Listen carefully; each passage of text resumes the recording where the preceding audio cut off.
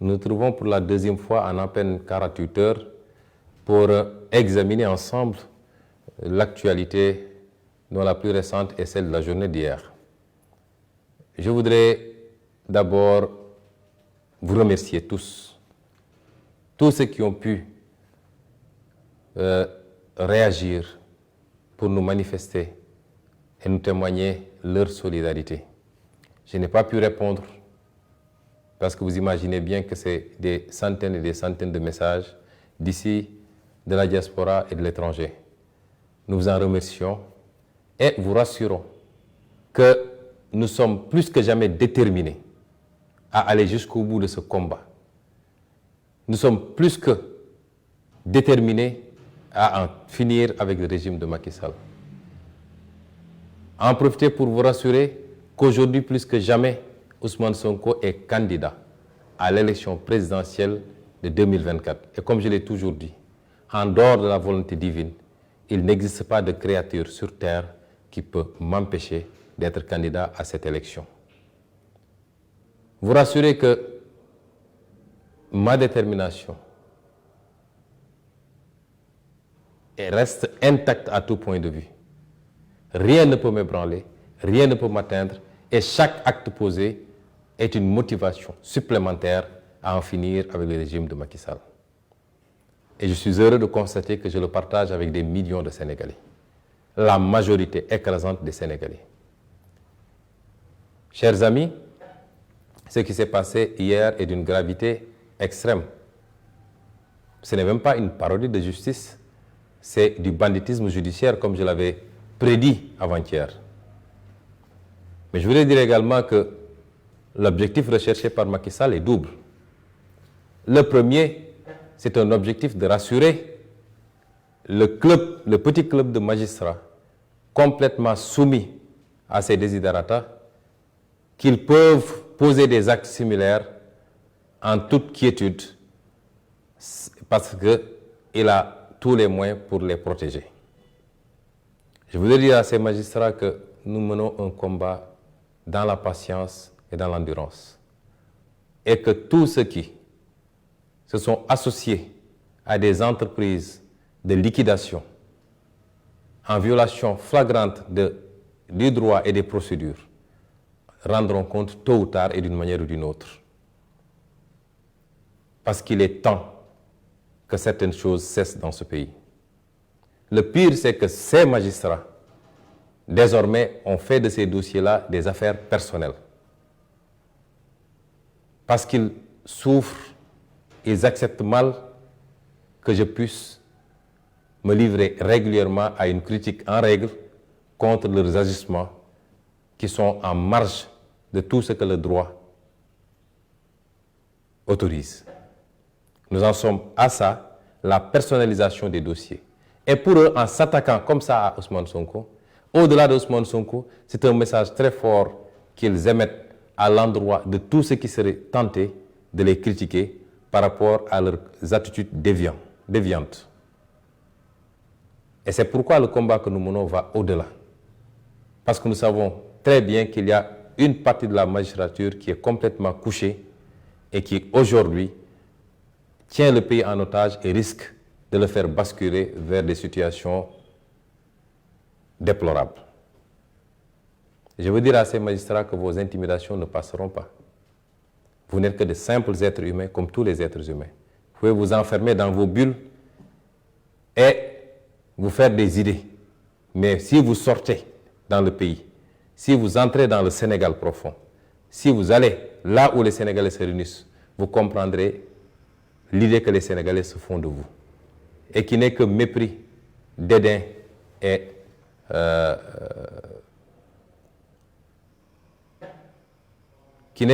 dédain. Et c'est pourquoi le deuxième objectif recherché par Macky Sall également était de tester notre capacité à faire face.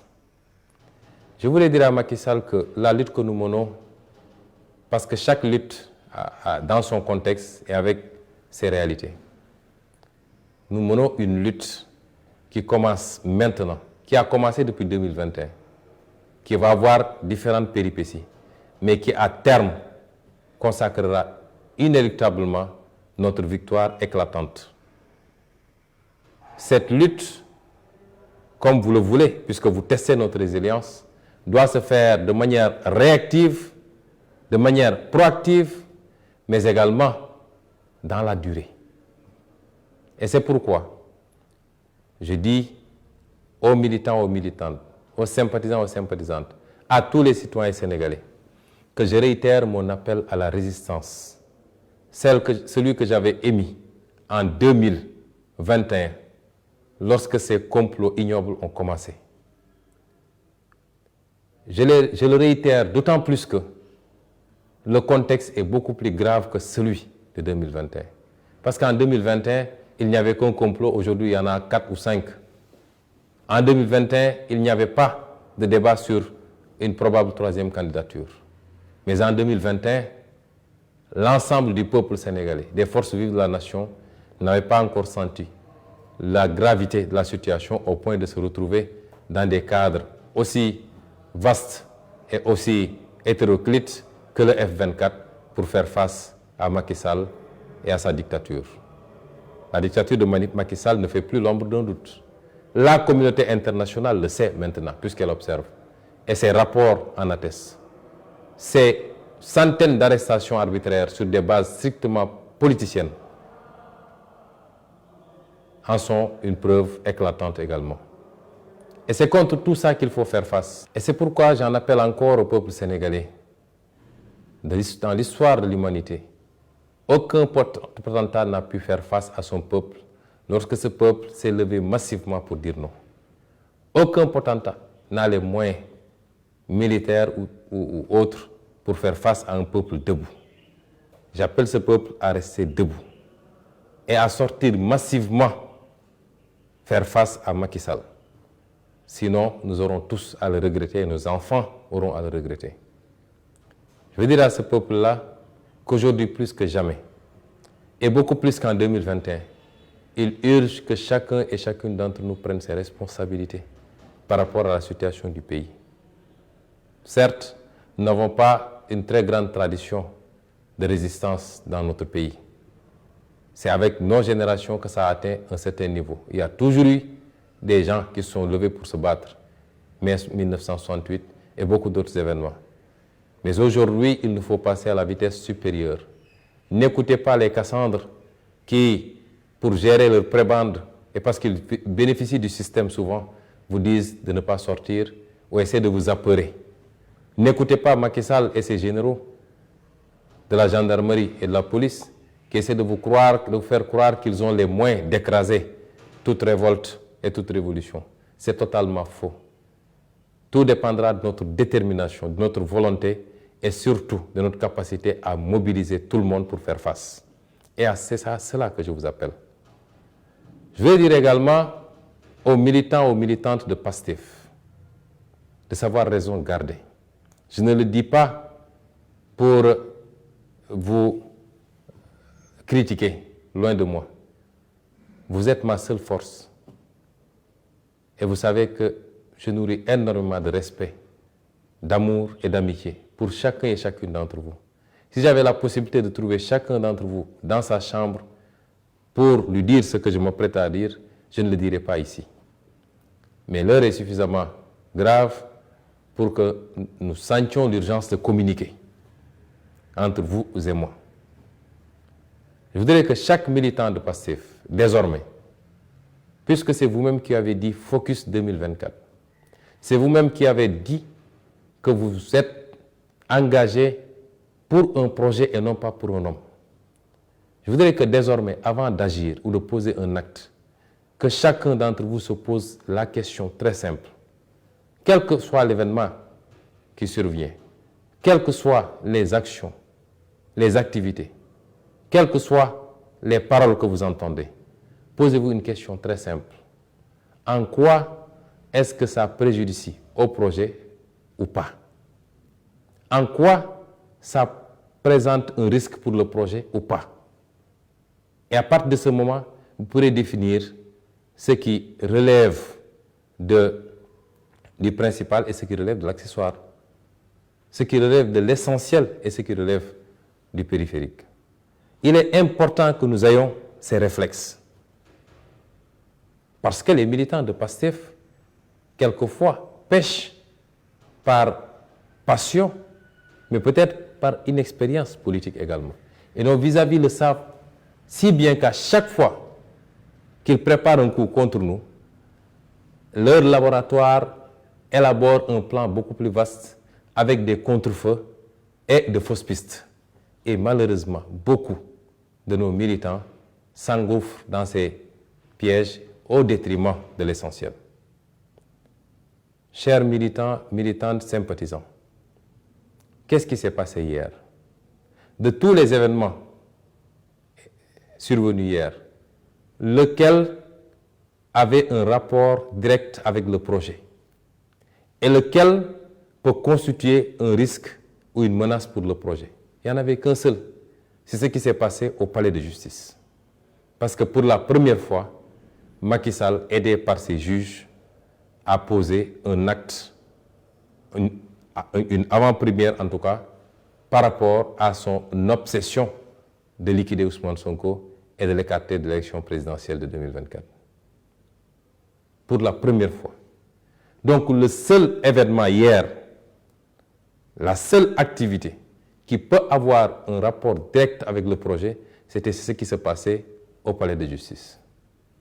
Mais bien entendu, une mise en scène avait été savamment préparée avec des contre-feux et beaucoup de nos militants ont laissé la proie pour l'ombre et se sont livrés à une concurrence sur Internet, sur les réseaux sociaux, sur toutes les applications, une concurrence à qui, mieux que l'autre, pouvait répondre à telle sortie ou à telle intervention.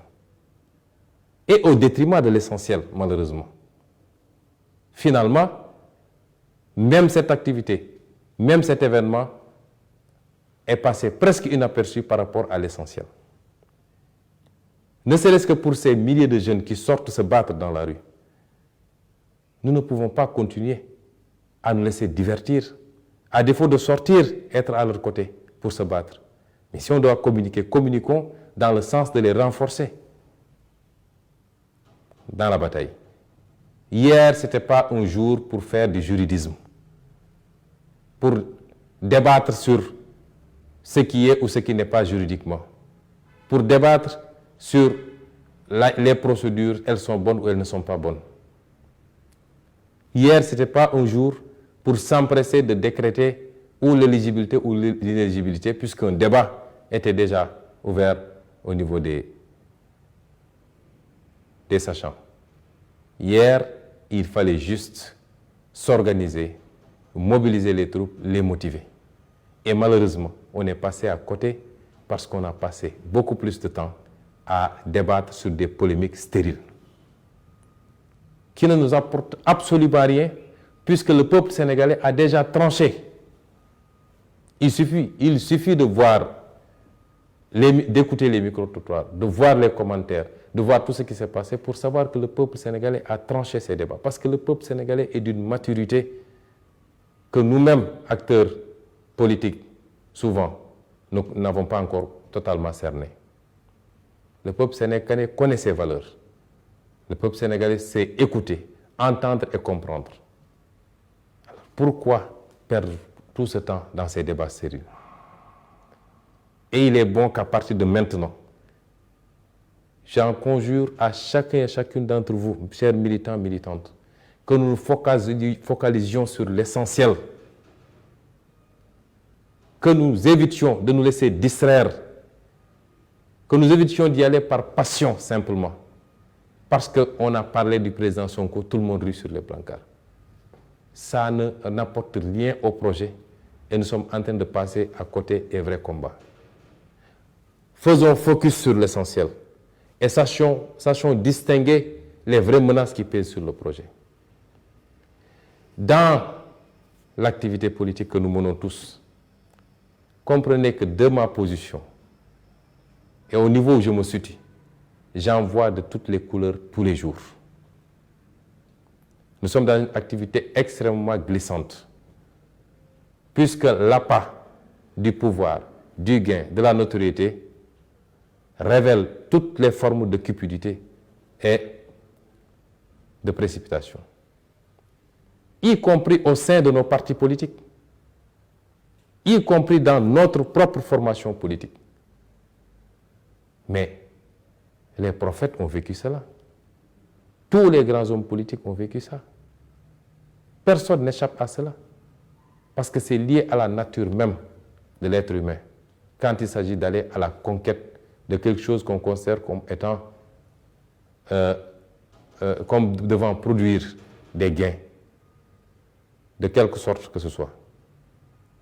Et c'est pourquoi aujourd'hui, nous nous retrouvons dans des situations que vous voyez. Je peux vous assurer qu'il y a énormément de personnes qui tournent autour de moi, dans le parti politique, en dehors du parti politique. Je peux avoir énormément d'informations. Je peux savoir que telle personne est à côté de moi, mais joue à un autre jeu. Mais comme je dis à malin, malin et demi. Et je laisse faire. Il m'est arrivé même de savoir qu'en discutant avec quelqu'un au téléphone, soit il était assis avec quelqu'un et avait mis un haut-parleur, ou était en train d'enregistrer notre conversation. Et je faisais comme si je ne savais pas. Et je lui dirais ce que je voulais qu'il entende et qu'il fasse entendre à ses commanditaires. Et ça me permet en retour d'avoir les informations que je veux.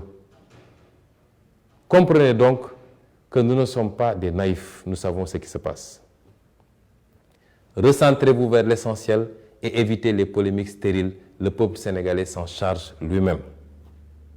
Et c'est pourquoi je voudrais que dans cet invite à se recentrer sur l'essentiel, je voudrais vous demander de répondre massivement à l'appel du F24 pour la manifestation qui doit se tenir le vendredi 12 mai à la place de l'Obélisque à partir de 15 h. Nous voudrons que cette manifestation soit unique dans les annales politiques du Sénégal.